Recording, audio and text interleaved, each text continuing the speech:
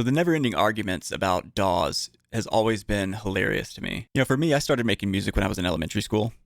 So at that time, not only did I not know anything about any other programs, I think that even if I did, I would have stuck with my all-time favorite, which is FL Studio. And back when I started, it wasn't even called FL Studio. Some of you are probably too young to remember this, but it used to be called Fruity Loops before they changed the name. So we're rocking that FL Studio 21 at this point, but back then it was Fruity Loops 1. So surprisingly, it looks a lot like it does these days. Not much has changed aesthetically, and the layout's pretty much the same.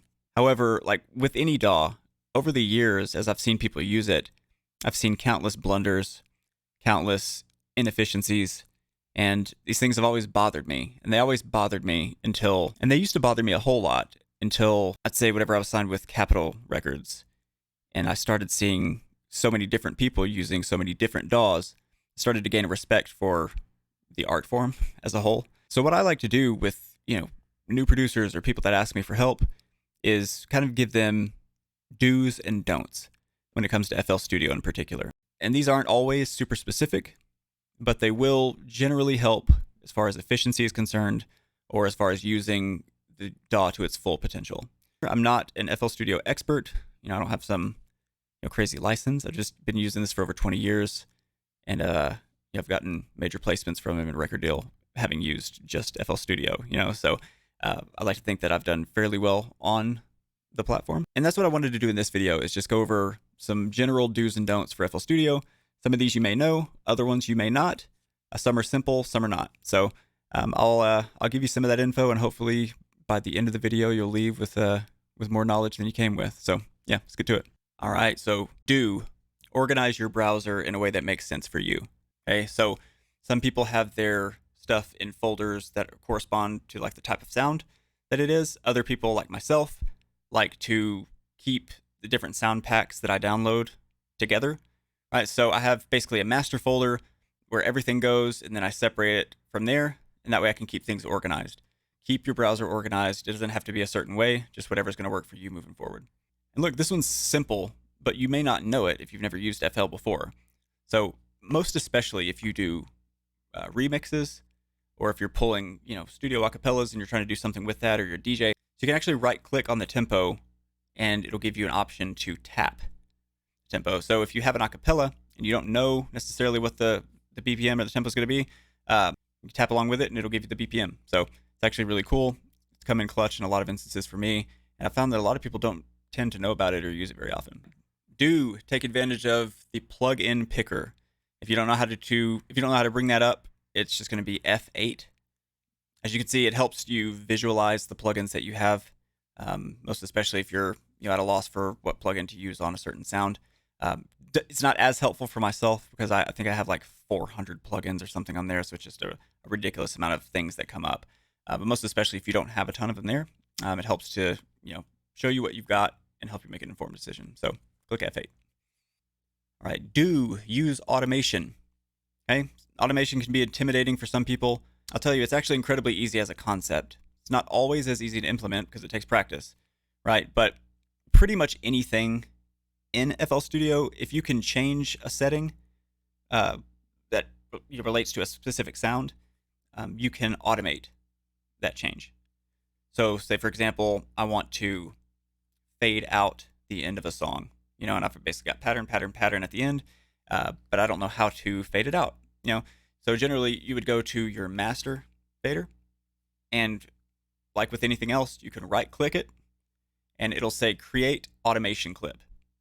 And when you click create automation clip, it'll come up in your playlist. It'll basically come up just like a velocity meter would or whatever. And then at the end, by right clicking and dragging and shaping the waveform, you can fade out. You can mute certain parts of songs. And once you start using automation and start getting better at drawing the curves and things of that nature, you'll find that it's a lot easier to, for example, have that on your mind by cascade type, pumping side chain. You can draw that out really easily and do things that other producers can't do because they're not using automation. Anytime you get a chance, right click something, create an automation clip, even if it's just for practice, and I promise you, it'll make a big difference moving forward. Do, and I'm not being sarcastic here, I really mean this, save in different slots. right? Save different versions of your song as you move along. So that way, if you ruin something or your system crashes or whatever the case may be, you're not relying on FL's like backup feature, which is pretty solid. But save different versions, title them, go back and forth and listen to them at the end. That way you'll be able to make the best product for yourself, but also save yourself a lot of hassle.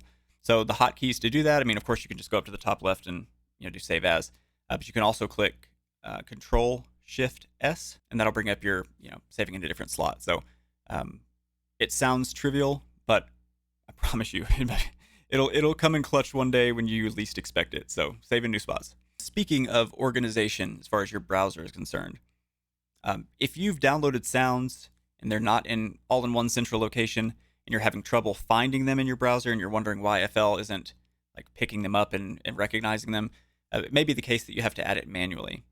So basically, whenever you add it manually, you're just going to go up to Options, and then you're going to go to File Settings. Okay, and you're going to see a list of folders that FL is pulling from by default. You may have added to those folders at some point. It may just be the stock folders that kind of comes with the program. But if you have something saved in another folder on your desktop, FL may not find it and pick it up, and you may just forget that you have those sounds altogether. But if you go and select that folder in the Options File Settings, then FL will pull from that every time. So you can do that, or you can drop it in to the browser. It's not as reliable. Definitely rather go to the options part, but figure out a way to incorporate all of the sounds that you have. Otherwise, you'll be like me, and not too long ago, I realized that there were like 1,100 sounds that I wasn't using that were on like my external hard drive. So don't be me. Don't be dumb.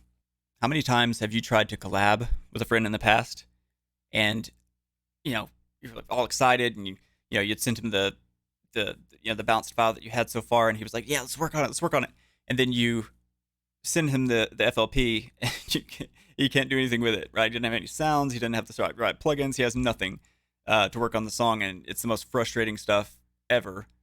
That's been annoying me for 20 years at this point. There is a solution. So when you go on the main menu to File Export, everyone knows where that's at, right? There is an option where you can click Zipped Loop Package. So any files that weren't included formerly with the flip file will be included now once you export that. So it's a lifesaver. If you're going to collab, use it. I promise you, whoever you send it over to will be infinitely grateful that you did. And it's gonna be really helpful. So, and last but not least, for this video, as far as the do's are concerned, use the tools in your piano roll. Right? I see so many people that don't use the tools available to them, even if it's something as simple as quantizing. Say you're playing on a MIDI keyboard. The little things matter, right? And some imperfections can be good, right? But even something as small as quantizing can make a big difference. But even beyond quantizing, there's so many things there that are like just really cool. You've got strumming, you've got arpeggiating, you've got randomizers, you've got all sorts of things that you can do with the sounds in your DAW that people don't do because either they don't know about them or they're not comfortable with them. Like, one day, just get on there and just start trying stuff. And I promise you'll find something that's awesome, and you'll be able to use the DAW to the best of your ability and to its full potential as well. And you'll be doing something that a lot of other people don't do. So use those tools, please. So just as important as the do's are the don'ts, in my opinion, right? One thing I hate is inefficiency. So that's going to be the basis for a lot of these, it seems like, right? Like, for example, I'll get started with the first one, which is don't forget to assign every sound to a separate mixer track. Okay? So I see people do this all the time where like they just throw sounds in, and then they'll do the volume on the like the pattern right on the left, the little knob, and then when it's time to like mix it or whatever, they don't know kind of what to do from there, right? So as soon as you insert a sound, whether it's a drum sound or a VST or whatever, simply make sure that it's highlighted.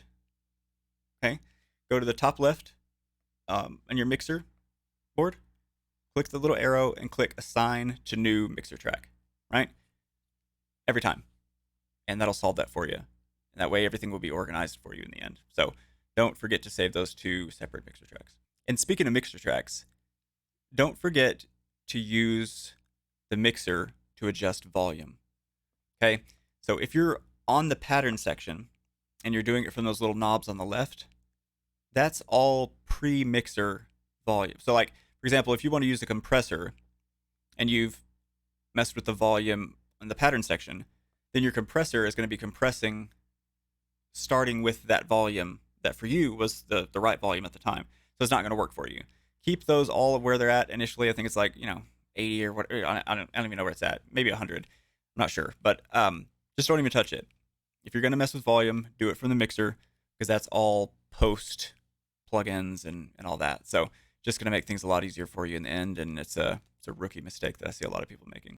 All right, the next one, don't let your projects get sloppy and unorganized. Okay? This kind of follows the same theme for the past two, but honestly, nothing will make you less efficient than having a sloppy project where you don't know where anything is and you have to continuously search for certain sounds, or let's say you want to turn up your kick, but you can't find it on the mixer. That's just not great, right? If you look at any, even serviceable engineer, but most especially the good ones, they keep things incredibly organized. So for example, the way I do it is not going to work for everyone else, but I like to sort my sounds on the mixer based on what they are, the bass or synth or vocals or whatever. And then I color code those so I know sort of where one group ends and the other begins. And then I like to send each one of those to their own bus, send that to a mix bus, and send that to the master. That keeps everything organized. It lets me have control over every point in that process. And ultimately, you do what works for you, but just don't let it get unorganized and sloppy, because if that's the case, then you're just going to be running in circles, and eventually you'll have to learn to do it anyway. So just keep it organized. Oh, and I see this one a lot, actually. So when you're dealing with a sample or a drum sound or something, and you want to change its pitch, don't always keep it on resampling or resample. So there are a few different options you can choose whenever you're changing your pitch or, the length of the clip. And when you have it on resample, when you change one, the other is going to be changed as well. So like if you lower the volume, it's going to also make the track, or the clip, I should say, longer, right? Because it's just, very much like an old vinyl set in that regard. Thankfully, we don't have to do that anymore.